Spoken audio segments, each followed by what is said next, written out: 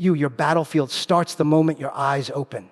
That first breath of the morning isn't just a breath, it's a signal that the war begins again.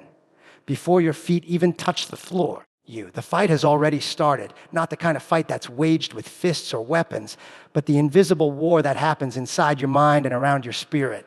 The war against doubt, against delay, against deception, against distractions dressed up as friends and disguised enemies who wear the uniform of family. It begins in silence, in stillness, in those first few moments when your body wants to rest, but your purpose demands motion.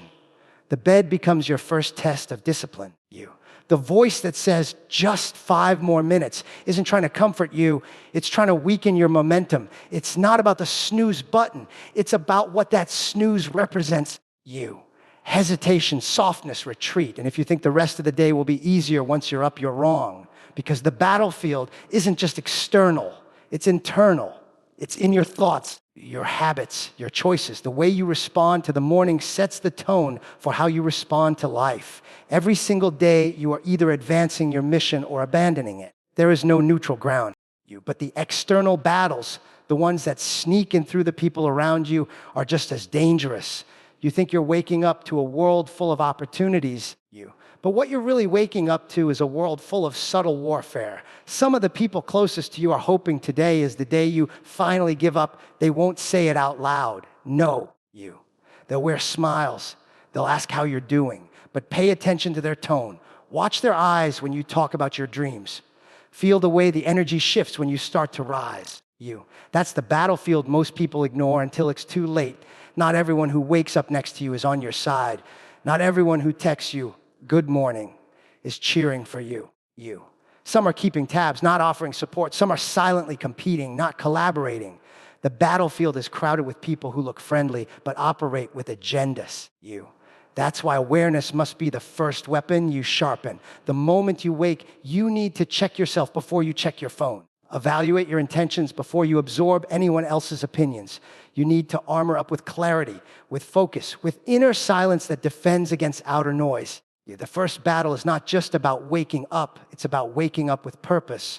The kind of purpose that cuts through emotional manipulation and psychological traps. It's easy to spot your enemies when they're loud. It's harder when they're disguised as love. Family that undermines you, friends that gaslight you. People who call you too intense, too focused, or too serious, simply because you refuse to settle for average. These are the ones who set ambushes with words, who plant seeds of hesitation and water them with guilt. You must treat every day like a mission. Your time is tactical. Your emotions are assets. Your energy is limited, and the enemy knows this. That's why they show up early, before you eat, before you plan, before you even open your mouth. They show up in your routine, in your habits, in the way you let people have access to your thoughts without earning that right. So, waking up is more than getting out of bed. It's a declaration, a statement that you are present, aware, and unshaken, because demons thrive in routine. They hide in your mornings. They smile during your weakest hours. They wait for you to wake up soft, uncertain, or distracted. And if you do, they pounce. You don't get to choose the battlefield, but you get to choose how you show up on it. You get to decide whether your morning is reactive or intentional. Whether you let people pour into you without vetting their intentions. Whether you allow your mind to wander or your focus to lock in. Every distraction is a trap. Every careless yes is an infiltration. Every morning is a briefing. Your purpose gives the orders, your discipline executes them. And your environment must either support the mission or be removed. Because in war, hesitation gets you killed. And in life, emotional hesitations destroy your growth. Just the same trust is earned through action, not blood or history. It doesn't matter how long someone's been in your life. It doesn't matter what title they hold, mother, father, brother, cousin, best friend from childhood. Time doesn't equal truth. Shared DNA doesn't guarantee loyalty. Just because someone's been around doesn't mean they've shown up. Just because someone shares your name doesn't mean they share your heart. Trust is not handed out like a participation trophy for proximity. It is built brick by brick through consistency, through accountability, through behavior that aligns with words. And anyone who demands your trust based on history alone is more interested in control than connection. People love to pull the history card. But I've known you forever. We've been through so much together. I'm your family. As if those words alone erase betrayal, erase manipulation. You erase the fact that they've been absent during your pain or silent during your wins. Trust isn't a reward for surviving time with someone. It's a recognition of how they treat you in the moments that matter most, when you're vulnerable, when you're struggling, when you're shining, when you're finally putting yourself first and setting boundaries that shake their sense of entitlement. That's when the truth reveals itself. And when it does, you must listen with your eyes, not your nostalgia. History can be the very thing that blinds you. You remember the laughs, the loyalty that once was, the bond you thought was unbreakable. You remember the versions of them that no longer exist. You remember who they used to be and confuse that with who they are now. And that confusion costs you peace. It costs you energy. Because while you're defending their memory, they're sabotaging your momentum. While you're justifying their place in your life, they're operating with patterns that prove they don't deserve that place anymore. Trust isn't sentimental, it's strategic. There's a difference between forgiving someone and trusting them again. Forgiveness is about release. Trust is about re-entry, and re-entry requires evidence. If someone has broken your trust, it's not harsh to make them prove they've changed. It's necessary. If someone has repeatedly shown you that their words don't match their actions, your responsibility is to protect your boundaries, not protect their feelings. Because the people who truly care won't be offended by your caution. They'll understand it. They'll honor it. They'll show up different, not for a day, not for a week, but over time, without needing to be begged or reminded. That's how trust is earned. The most manipulative people are the ones who demand trust without effort, who lean on history instead of character, who say things like, you should know me better, instead of proving that you actually can. They use guilt as currency. They trade old memories for present-day access. And if you allow that to continue, you teach them that time matters more than truth, that family title is stronger than self-respect, that loyalty is owed, not earned. But it doesn't work that way. Trust is currency built on truth, And if someone's bankrupt in their behavior, they don't get to keep cashing in on your emotions. Too often, people feel trapped by the weight of history. You feel like you owe them a version of yourself you've outgrown.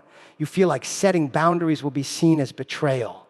But the real betrayal is allowing yourself to be drained, disrespected, or dismissed in the name of keeping peace with people who never had a problem breaking yours. Trust should be measured by how someone handles your truth, not how long they've known it. How they respond when you're honest, how they act when you're not useful, how they behave when your boundaries don't benefit them. Family, friendships, partnerships, none of it exempts someone from accountability. You're allowed to outgrow people. You're allowed to redefine your circle. You're allowed to say, you've been in my life for years, but your actions no longer reflect someone who belongs in my future. And that doesn't make you cold. It makes you clear, because trust isn't about closeness. It's about character, And character doesn't lie. It doesn't manipulate. It doesn't weaponize the past to avoid earning space in your present. Trust may start with connection, but it survives through consistency, through truth, through aligned action when no one is watching. That's the only history that matters, just because their family doesn't mean they're your allies. Titles don't protect you from toxicity. Blood doesn't guarantee loyalty. The people who share your last name are not automatically the people who are rooting for your healing, your growth, or your success. Some of the most painful battles you will ever fight won't come from strangers or enemies. They'll come from the people who were supposed to protect you. People who sat at your table. People who held you as a child. People who know your triggers and still choose to pull them. We're taught from an early age that family is everything. That family comes first. That no matter what happens, you stick by your relatives. But that belief becomes a weapon when it's used to excuse abuse, to normalize disrespect, or to guilt you into silence. Loyalty should never be a prison. And yet so many people are held hostage by guilt, by obligation, by fear of being seen as the ungrateful one or the disloyal one, simply because they're choosing self-preservation over tradition. Family should be your safe haven, not your battlefield. If someone makes you question your worth, your sanity, or your strength, their title doesn't matter. You can't heal in the same environment that broke you. And if that environment includes family, then walking away isn't betrayal, it's survival. Some relatives carry your blood but resent your boundaries. They want access to your time, your energy, your vulnerability, But they don't want to earn it. They want the benefits of connection without the responsibility that comes with it. And the moment you stop bending, the moment you speak up, the moment you choose clarity over comfort, they start calling you selfish, cold, disrespectful, not because you've wronged them, but because you've stopped allowing them to wrong you without consequences. Being related to someone doesn't give them the right to violate your peace. It doesn't give them the right to constantly criticize your choices, undermine your confidence, or dismiss your experiences. Some people will gaslight you with affection. They'll say they love you while cutting you with their words. They'll remind you of all they've done for you while ignoring how much damage they've caused. And when you try to pull away, they'll weaponize your history against you. But love without respect is manipulation. And no amount of shared blood can cover up the poison in someone's behavior. You don't owe anyone access to your life simply because you share a genetic link. Respect must be mutual. Support must be consistent. Love must be expressed through action, not just words. An ally is someone who defends you when you're not in the room, someone who holds space for your growth even when it makes them uncomfortable. An ally challenges you with compassion, not cruelty. And most importantly, an ally never uses their relationship with you as leverage to avoid accountability. Family roles can become emotional traps. The golden child who's afraid to fail. The scapegoat who's always blamed. The peacekeeper who carries everyone else's pain. The invisible one who's never heard. These roles aren't alliances. They're assignments that keep you stuck.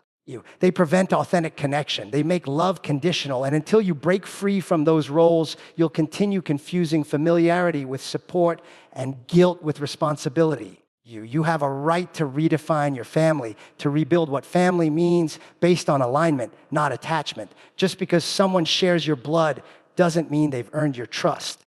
Just because someone raised you doesn't mean they raised you well. Some of your greatest healing will come when you stop waiting for certain family members to change you. When you accept that their refusal to grow is not your failure. When you stop shrinking to fit into a legacy that doesn't fit your purpose. True allies don't need to be convinced to care you. They don't mock your boundaries. They don't compete with your peace. They celebrate your evolution even when it challenges the old dynamics. And if someone can't do that, then they may be your family, but they're not your ally. They're a lesson, a mirror, a test of how much you're willing to sacrifice for the illusion of loyalty. Real loyalty isn't loud, it's consistent. It doesn't come with grand declarations or flashy promises. It doesn't shout from the rooftops every time it does something right. Loyalty doesn't need applause to stay standing. It shows up quietly, again and again, when it's needed most and when it's least expected. It's not the friend who makes a scene in public to prove they care. It's the one who checks in when no one else is watching you. It's not the family member who constantly reminds you that blood is thicker than water. It's the one who listens when your voice is shaking and your world is unraveling. Your loyalty is not performative. It's proven. And proof doesn't come in words. It comes in repetition. The loud ones often have something to hide. And they talk about loyalty like it's a badge. Like it's something to be weaponized. They say, I'm always there for you, but disappear the moment your truth gets inconvenient. They shout about what they've done for you, but can't name a time they showed up when it wasn't about them. These are the people who demand credit for things real loyalty gives freely. True loyalty isn't looking for recognition. It's rooted in presence. It's measured not by what someone says in your face, but by how they speak about you when you're not in the room. Loud loyalty likes to be seen. Real loyalty just shows up. People will try to sell you loyalty like it's something they can hand you just because they've known you a long time. But time doesn't equal trust. Years don't equal character. Someone can stand beside you for a decade and still not have your back. The real test of loyalty is in the friction. What they do when the path isn't smooth, when your choices go against their comfort, when your success triggers their insecurities. Will they still clap when you win? Will they still stand beside you when you fall apart? Will they still protect your name when it's easier to join the silence or the slander? Consistency in those moments defines real loyalty, not noise during the easy times. Some of the most loyal people in your life won't post about you. They won't broadcast their support. They won't shout your name across social media or constantly remind you of their presence. But they'll answer the phone at 2 a.m. They'll cover you when you're too tired to fight. They'll defend you when your back is turned. and they'll never ask you to perform in return. Their loyalty is not transactional. It's grounded in who they are, not what they want from you. You won't have to question it because it won't flicker with mood, distance, or difficulty. It stays steady like a heartbeat, like a pulse that doesn't skip when life gets loud. We live in a world obsessed with performance. People want to be seen supporting you more than they want to actually support you. They'll show up for the highlight reel, not the dark nights.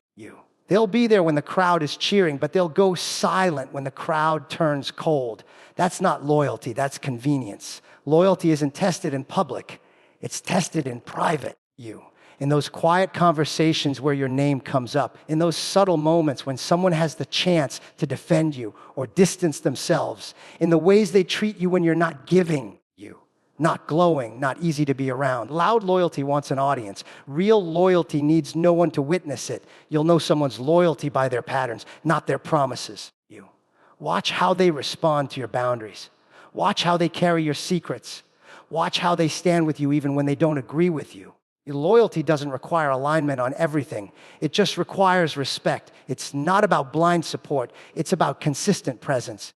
It's about being someone whose actions whisper louder than other people's noise. Someone who stays rooted, grounded, and clear no matter how loud the world gets. And when things get hard, when the mask comes off, when the crowd thins out, that's when you'll see who's loyal. Not by how loudly they claim you, but by how consistently they choose you.